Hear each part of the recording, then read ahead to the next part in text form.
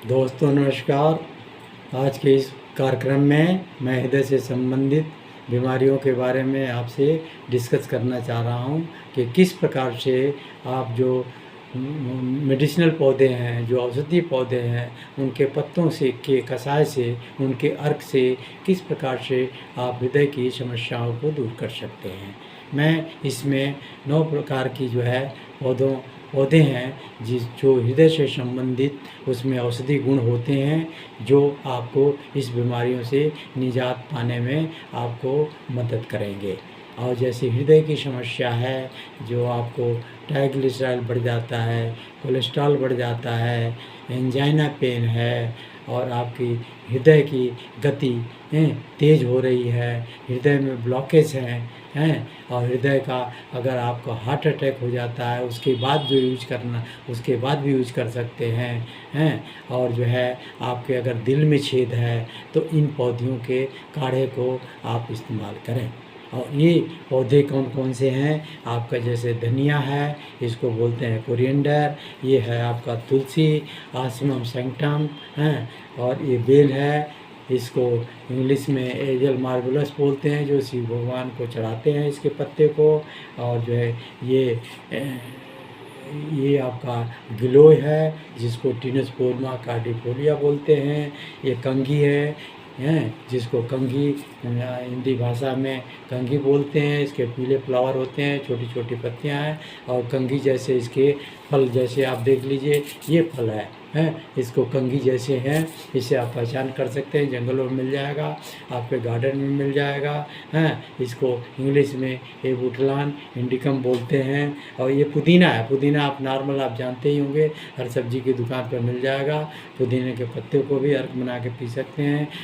दो चीज़ और भी हैं जो आपको, एक नागफनी है जो नर्सरी में आपको मिल जाएगी, जिसमें उसके तने पर कांटे बने होते हैं, उसके तने को आप कट करके पीस बना करके उसका काढ़ा बना सकते हैं। एक पान का पत्ता है जो हृदय के लिए बहुत भी गुणकारी है पत्ता, उसको ऐसे भी उस पत्ते को खा सकते हैं आप, और उसका काढ़ा जो बना करके आप लें तो अत्यंत लाभकारी होगा।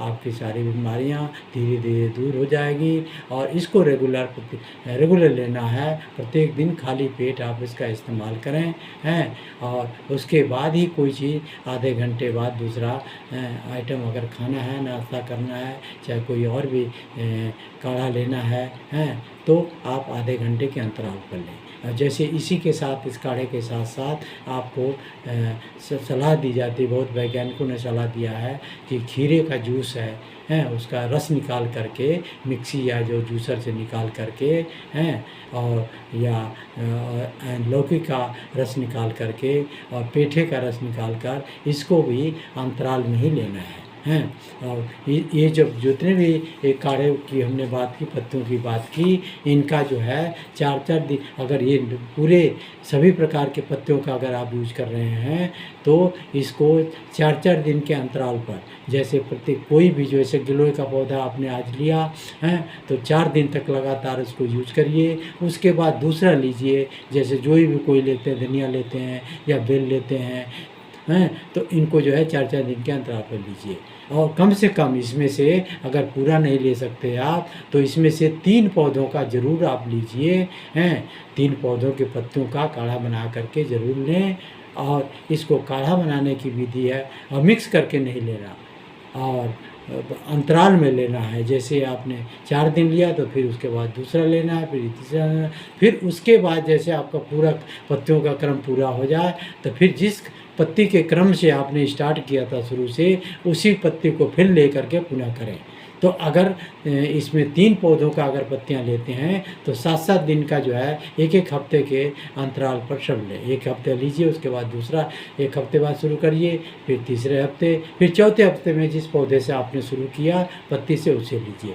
काढ़ा इसको कैसे बनाना है, 200 या 250 ml पानी गर्म करके बर्तन में उसको गर्म होने दीजिए और गर्म हो जाए तो उसको हल्का सा उसको आग को जो है धीमा कर दीजिए, धीमी आंच कर दीजिए। उसके बाद इन पत्तियों का, अगर छोटी पत्तियाँ 1 मुट्ठी पत्ती लीजिए और बड़ी चौड़ी पत्ती है तो 2 पौधे, 2 पत्तियाँ 3 पत्तियाँ जो है एक व्यक्ति के लिए सफिशिएंट होगी, तो उसको उसमें डाल दीजिए। 3 से 4 मिनट तक आप इंतज़ार करिए हैं, और पानी जब उसको बाद ढक दीजिए। उसके बाद ठंडा हो जाए, 5-6 मिनट में ठंडा हो जाएगा, तो उसके बाद ठंडा हो जाए तो गुनगुना उस पानी को, उसको अर्क को छान करके ले लीजिए, और जो बचा हुआ पत्ती है उसको फेंक दीजिए, उसको इस्तेमाल नहीं करना है। और कोई भी जो है इसको मिक्स करके नहीं लेना, अलग अलग लेने हैं। और इन्हीं शब्दों के साथ मैं आपको पुनः प्रणाम करता हूँ, और आपसे निवेदन है कि इसको ज़्यादा से ज़्यादा